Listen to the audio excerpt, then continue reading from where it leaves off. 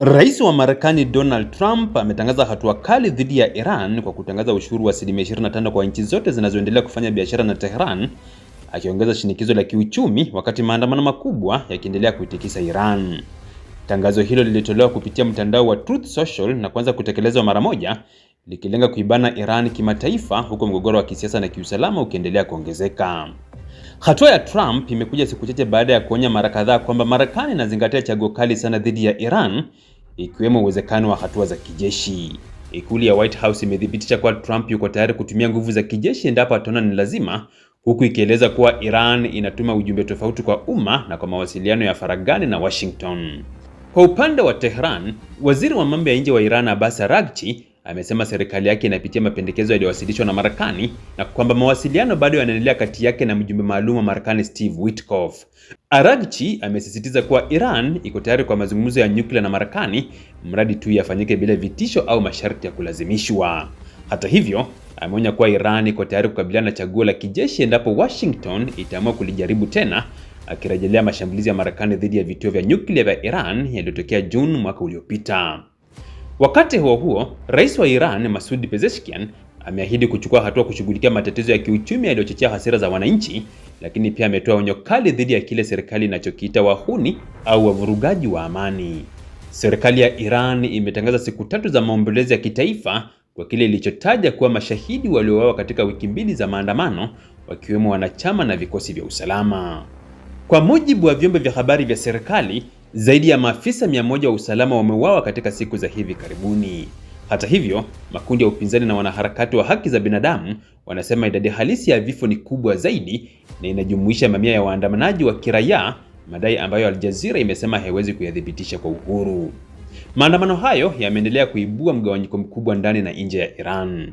Kiongozi mkuu wa nchi hiyo Ayatollah Ali Khamenei amewapongeza wananchi waliojitokeza kwa wingi katika maandamano ya kuiunga mkono serikali mjini Tehran na katika miji mingine, akisema yamekuwa onyo kwa Marekani na mataifa ya kigeni anayoyatuhumu kuingilia mambo ya ndani ya Iran.